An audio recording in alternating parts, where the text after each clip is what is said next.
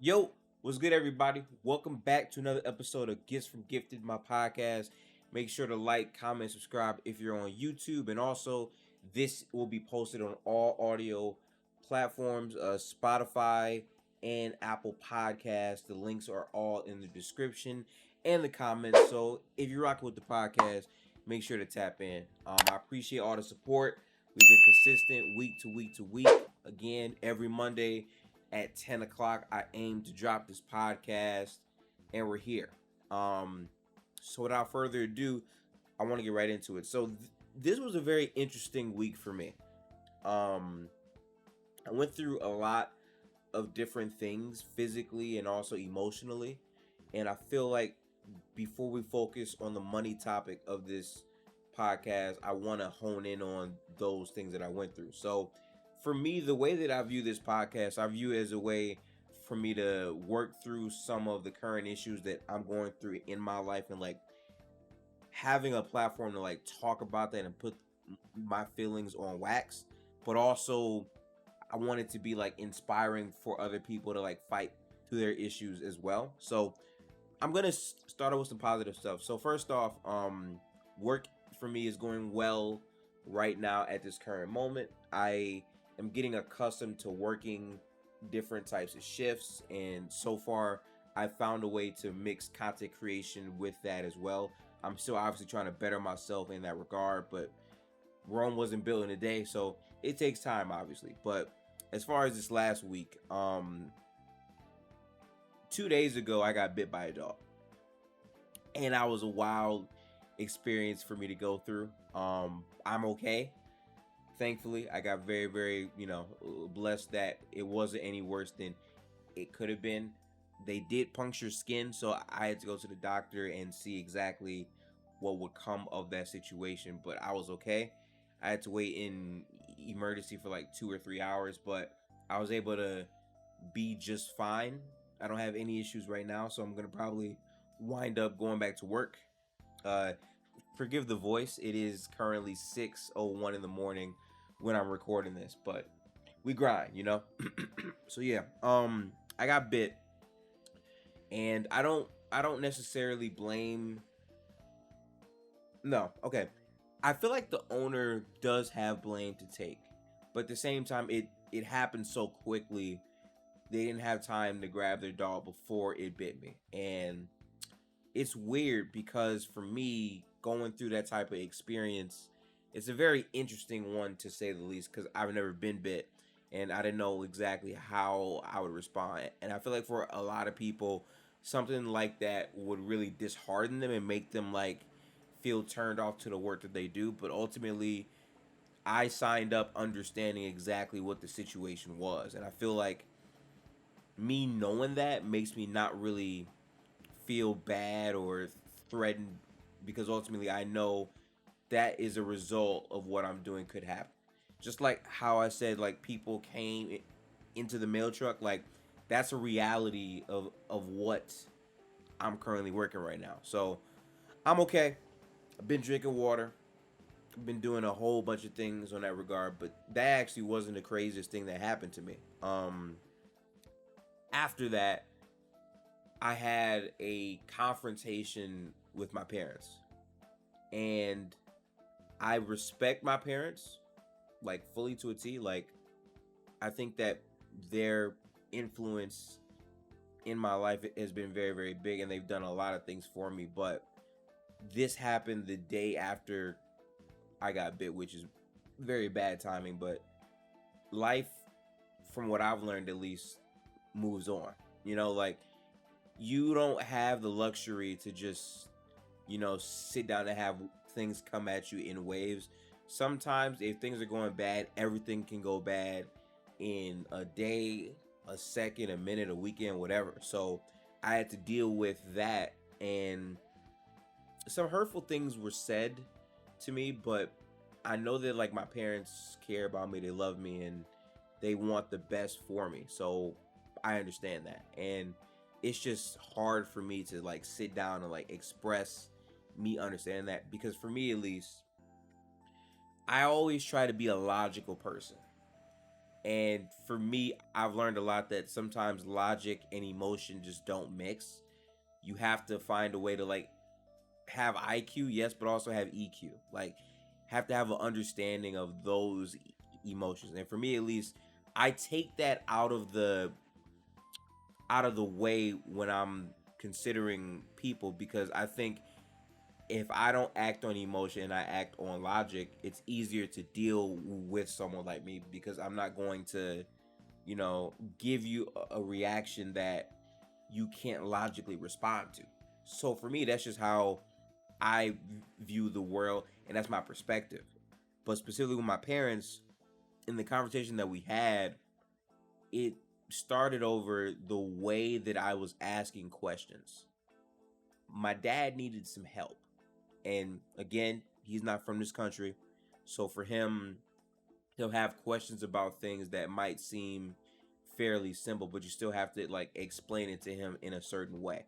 So I was trying to help him, and I was trying to explain like I just want to know exactly what your issue is and how I can help you. And the way that I phrased it potentially made him think that I didn't want to help him, that he was a burden. And obviously, it feels weird considering the fact that when I got bit by a dog, he was there, and like he helped take me to the hospital and deal with all of those things. And then obviously, for him to need help the very next morning and I responded the way I did, he wasn't feeling that. And ultimately, for me, the biggest thing I learned from this confrontation is the way that you deal with people. You're gonna have your battles where you feel like you handle things correctly. I don't think that I treated my dad any different than I always do. And maybe that is a deeper issue that I have to find a way to resolve. But for me, at least, that wasn't my intention. But in life, what's very important to always note and make sure that you understand before doing anything that you do in these interactions is that intent versus impact is a real thing. You can intend to do the right thing, right? I can intend to like, help my dad. I can have the proper intentions. But ultimately, intent versus impact are two totally different things. You can have positive intentions all you want, but ultimately, if you still wind up impacting that person in a way, even if you can't control it, you just have to acknowledge that and move on. And it was hard for me because that disagreement that we had led to a big feud between me and my dad and my mom. And like, it was a very interesting turn of events. And I was very upset, primarily because I don't really get emotional like that. I don't really cry or do things like that, because I always just think, what does that do for the situation? If I'm shutting myself down and having like hate or like anger in my heart, what does that do? Like, that's not healthy. So for me, I try to just stay focused and stay logical. But my walls broke down, man. I was very vulnerable and upset based on the words that were being said to me. And this is a reveal all podcast, but I'm not gonna dive into the specific things that were said to me. I just know that inside I felt really, really down. And I guess that's how they felt with the way that I was communicating, even though that's not what I try to put out there. So I'm just trying to have peace and understanding with that, and hopefully I can limit this from happening again. But it was a very significant thing for me. I cried, and again, like, I don't cry. I'm a real one.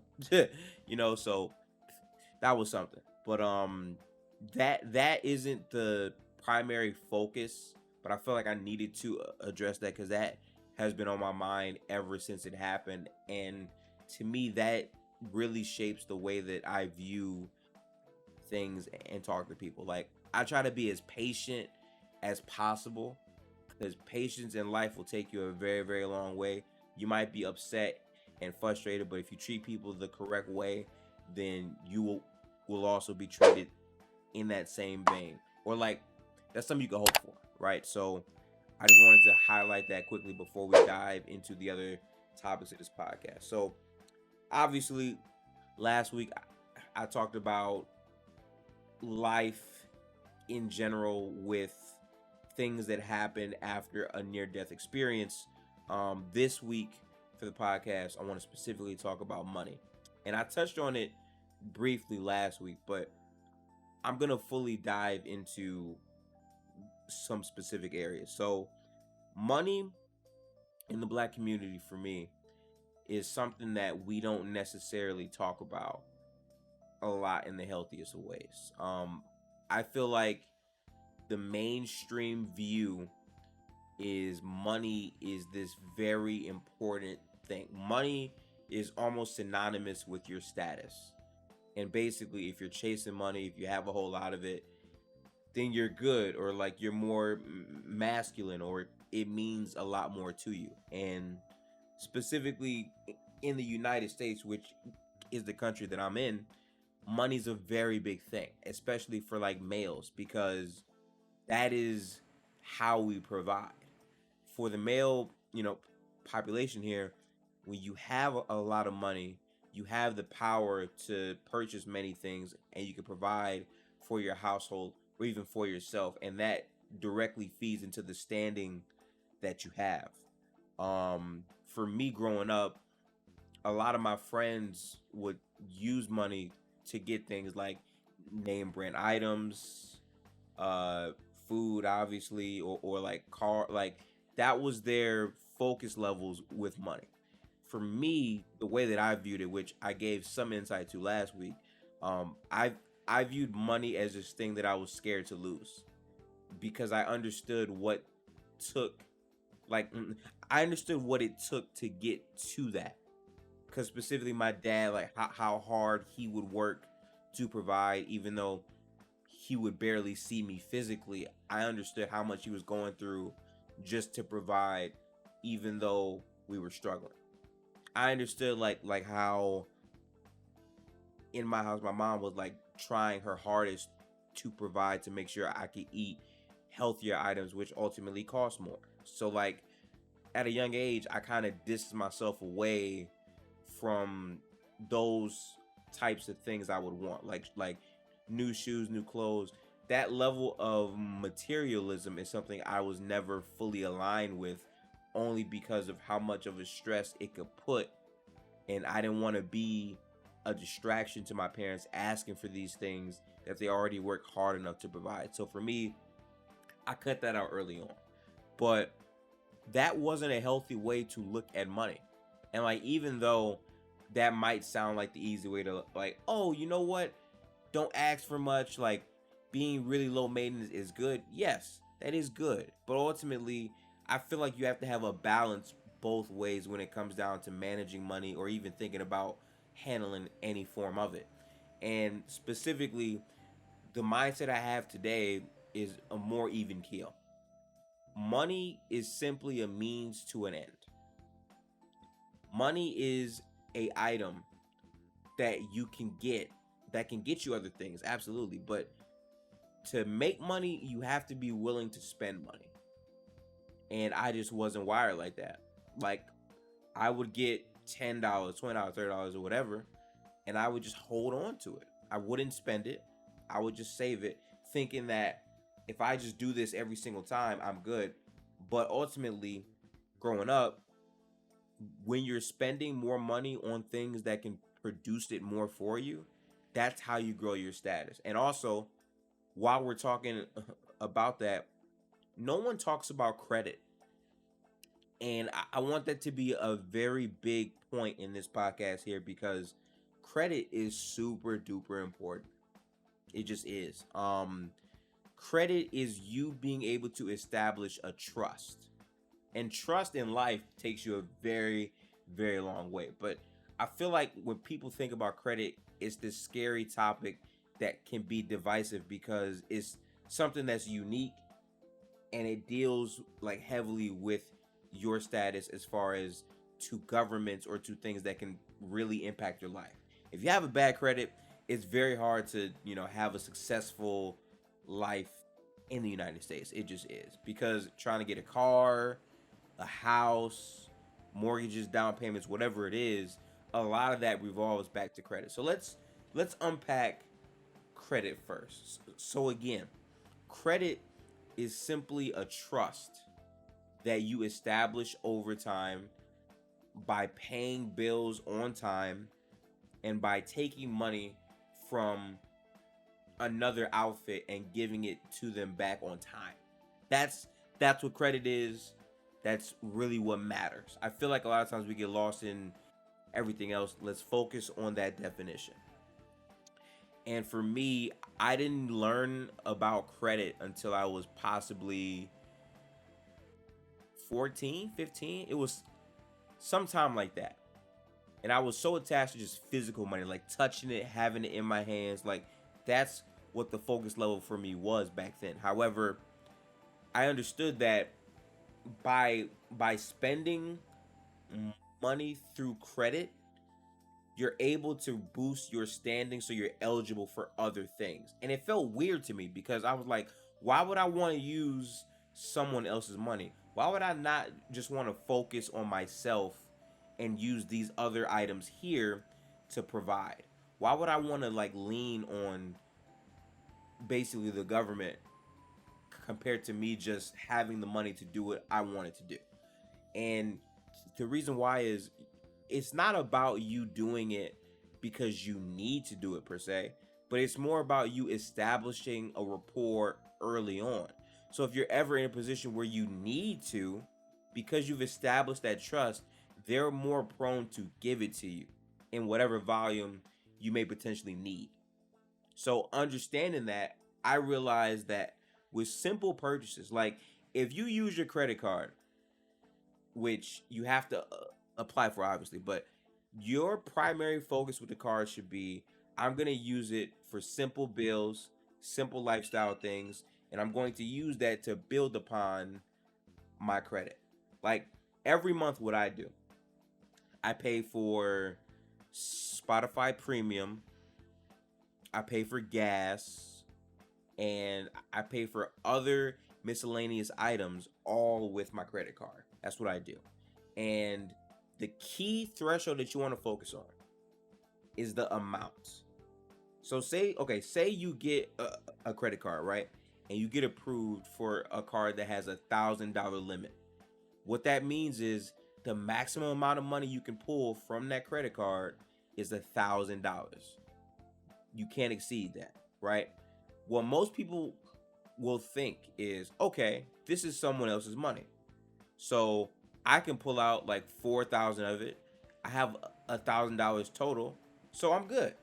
But that's the wrong way that is the wrong way to look at it.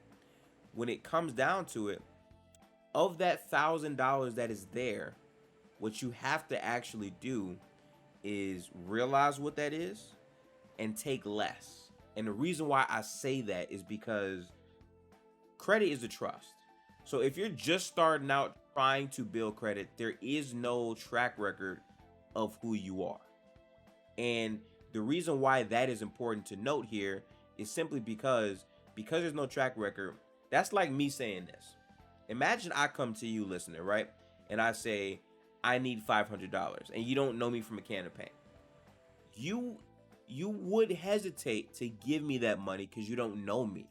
I haven't built up any trust. Compared to if a friend or close relative that you know for years asks for it, because you have some type of trust that's been built up with that person. When you're starting out with credit, there is no history. You're not in the system. So the trust isn't there. And then when you're taking a higher amount of money out, which specifically above the 30% margin, that can hurt your credit simply because you don't have the history. The biggest piece of the pie when it comes down to building credit is your credit history, because that is literally the blueprint or the record for how long you have sustained paying that credit back and building up that rapport with these companies. So if you're just starting out, you want to focus on maybe not so many streams of credit, maybe just one credit card, right? But ultimately, you want to be consistent in what your purchases are every single month. And you want to make sure that it does not exceed 30% usage. And the reason why you specifically focus on 30 is once you go over 30%, that's when your credit score can actually drop early on, simply because you're using a high percentage of it. And in their minds, if you're a responsible person, credit is this thing that you call upon, but you don't 100% rely on. So if you're using up 30 to 40% of it consistently over and over and over, they're going to think, man, this person is so dependent on using credit compared to their own funds. Why should I trust them with our money? That's just not how that works, sadly. So the way that you grow out of that, though, is you focus on the 20%. You focus on the 10% and you pay that back consistently. And then over time, that's going to boost your credit up because you're being consistent with payments. The amount that you're taking out is consistent. And every month, you're building more and more and more of a history. And that's really what matters. For a lot of people, there's a common misconception that when it comes down to building credit, you can just do things however you want as long as you pay it back. And that's not what it is. But also, there are specific things that are important to know as well with that. So when you apply for a credit card, they pull your credit and they basically see where you are and what your history is. If you have no credit, it can be hard to get approved for one simply because you have no track record. However, once you get approved, they start you off light and then you have to like prove yourself to, change that credit limit requirement. If you're trying to build credit in a healthy way, but at the same time, like make actual purchases, you want to aim to have a credit limit that is higher than 1,000, because obviously once you use $300 of that 1,000, you're at 30%. So typically you want to aim to have like a $10,000 limit, $12,000, but that comes with time because again, you have to be approved for that. And every time a new company pulls your credit, you initially take a blow because they're testing you out, but you can build it up with good habits. And good habits matters, and that doesn't just apply to credit or money management, but just in life, you want to have good habits because that can carry you through a lot of hardships if you're focused on that in the right way. So for me, I learned all of this through a program that I was in. My mom, she works for the flight airlines, Delta, and they had a boot camp to where they would put us hip to what credit was and how to manage money. And I was in that boot camp, and I remember a lot of these tools and devices from the class I was in. So if you're just starting out, what I would recommend is apply for a credit card. Try to aim for a $1,000 limit. If they give you more, that's perfect. But then once you're done with that, literally set up autopay, which autopay is key. I would set up autopay from your checking account to always pay off your credit card, because you do not want to mess up and pay your bill late, because that can severely hurt your credit score. It can drop you several points, like 20, 30 points or whatever. So set up autopay so that way every every month from your checking or your savings account, the money is instantly coming out to pay for the credit card. And then once you keep doing that for like a year, 2 years, 3 years, 4 years, 5 years, whatever, the consistency in that track record, as long as you're on time, is going to significantly boost your overall score up. And the scores that are good are typically within the 700 to 800 range. Now, granted, you can like still have 600. That's not bad, but I'm focused on having the best credit possible, because if you have the highest numbers possible, you will then be in a different bracket than other people who have credit issues. You won't be in there at all. So you really want to aim to be in that 700, 800 range. Right now, I have a credit score of 738 the last time that I checked, and I'm 23. So like I'm still young. I still have a ways to go and multiple things to learn, but for me, I just keep it simple. I don't budget, which I need to do, but I also like understand when to use certain purchases. I use my debit card on big purchases, but my credit card, I make sure that stays under 30%. No matter what the threshold is, make sure you stay under 30% and you pay it back. So for me, that would be Spotify Premium, that would be gas, that would be groceries sometimes. Also like some games if I'm feeling that way, and I make sure to focus on all of those things. But that takes us to the other part of this, which is also important: streams of credit. So all streams of credit are is basically you having more than one credit card or more than one credit line. There's different things like for the credit union that I'm involved at, I have a LOC, which is short for line of credit. So basically, it's this virtual amount of money that at any time I can pull from, but I have to obviously pay back. But at any time I can pull from that, and I can literally use that to pay for whatever, but you still have to be careful about the percentages with that. But let's focus on many streams of credit.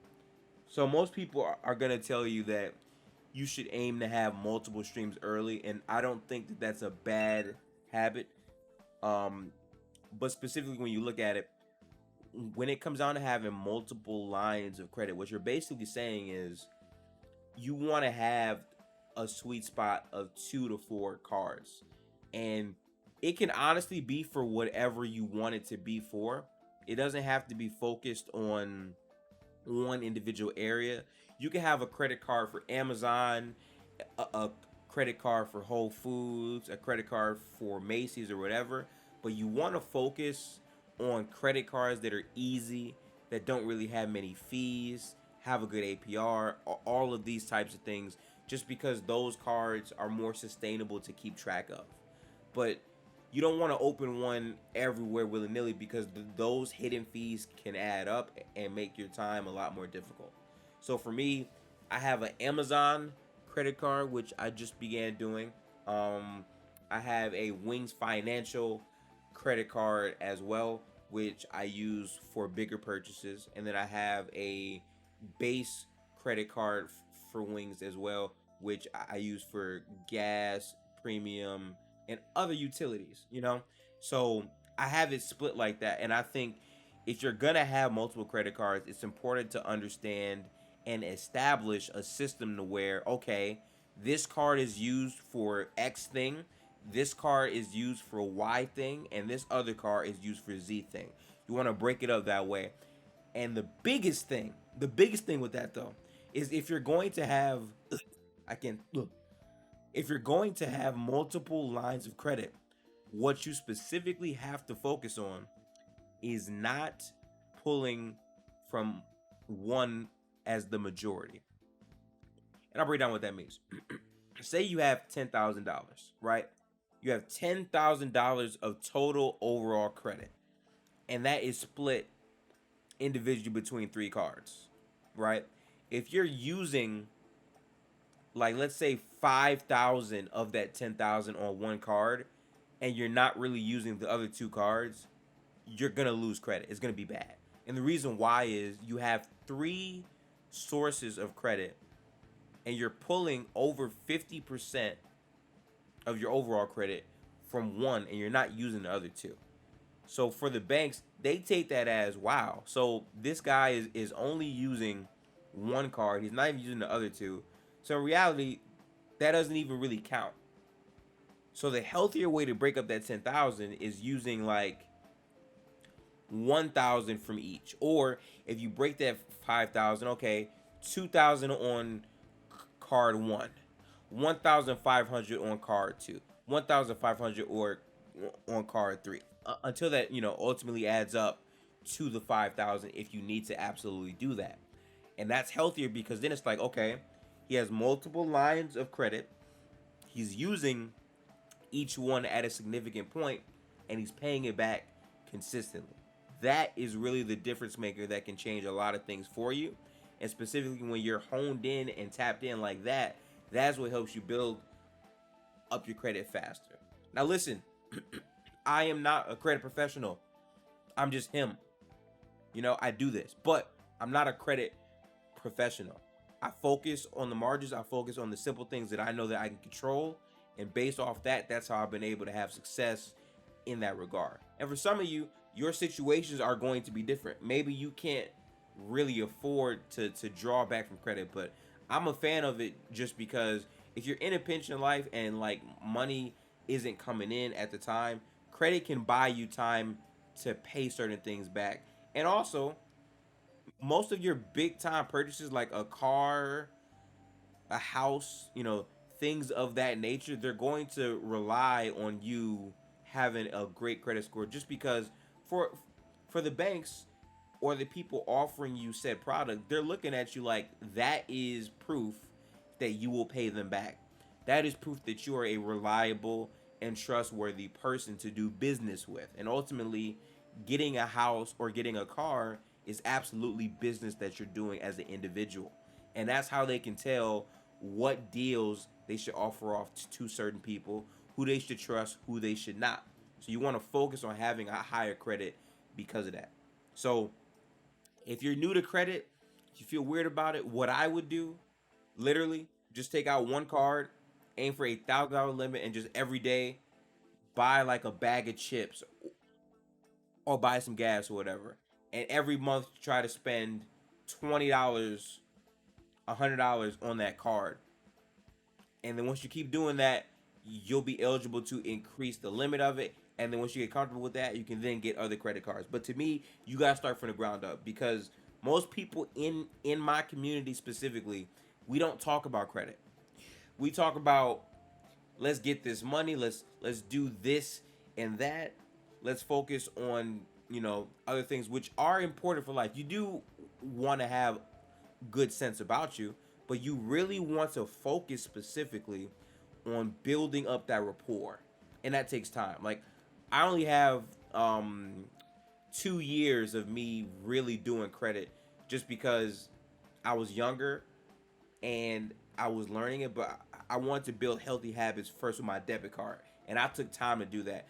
But then once I got older, I was like, okay, it's time to actually expand on my credit, and that's how I did it. So again, your journey can be very different from mine's, but that's what I would focus on. Honestly, I think that is the best thing for you to really grow as far as credit in that regard. So make sure to do that. I also think that something that is very important to not lose track of as well is your money management, which is a part of credit, but it helps to have a general blueprint of what's going on with your money from month to month. Now, I said earlier, I don't budget, which I'm going to start doing next month, but that's because I typically don't make crazy purchases. Typically, it's like the same system of things that I buy. Recently, I've been getting out of pocket because obviously I'm trying to grow this podcast and have other types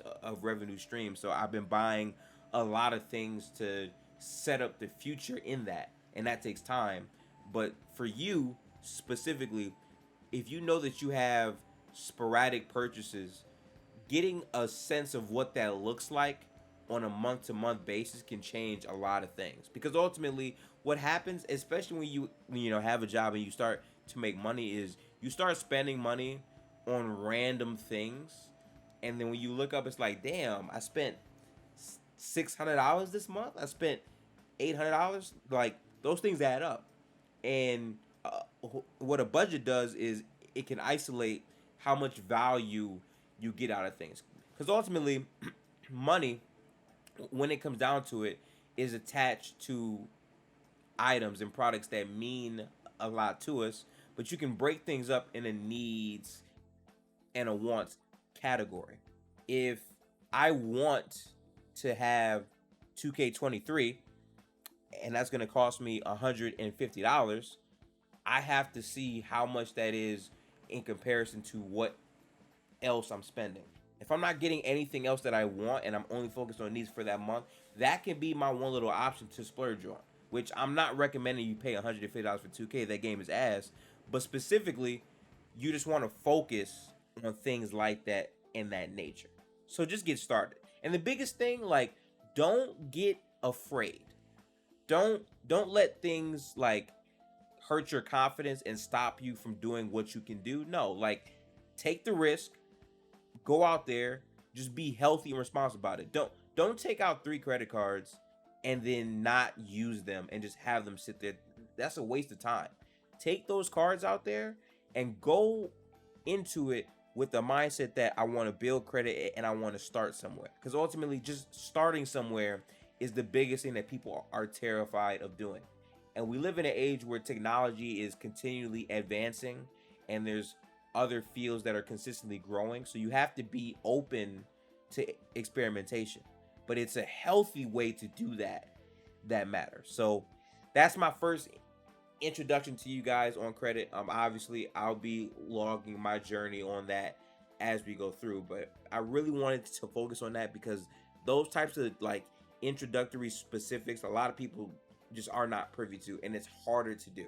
But just take your time with it. And again, if you're in the comments on the YouTube side, make sure to like tell me what tips you have as far as trying to build credit and how you would go about changing your life with that. But that stuff matters, and for this podcast I wanted to primarily focus on that. Next week is going to be a very, very interesting week. I'm going to probably tell some more stories from my youth and some more life lessons. But if there's nothing you leave this podcast with, just take the risk. Apply for a credit card, try it out, see how things work, and get back to me on that. But yeah, I'm going to catch you guys. That's the end of this podcast. Again, make sure to like it up if you are on the YouTube stream. Like, subscribe. That helps a lot. But also, if you're on Spotify, Apple Podcasts, and all of those places, make sure to tap in there as well. It helps me grow a lot and helps me find new listeners, which I can possibly impact with my stories as well. So that's the podcast for this week. If you see dogs outside, stray away from them dogs. That would help. And be about your business. And if you're going through family conflicts, even though you might feel that you are 100% correct in certain spots in those situations, put that to the side and remember that family is something that you don't always have, and you have to appreciate the loved ones that you have in your life. Hold that dear to you and try to get past it. Sometimes you just have to breathe and get through those hardships, but that's what makes family family. So I'm going to end out with that. Peace out, everybody. I'll catch y'all next week on the Gifts from Gifted podcast. We out of here. Peace.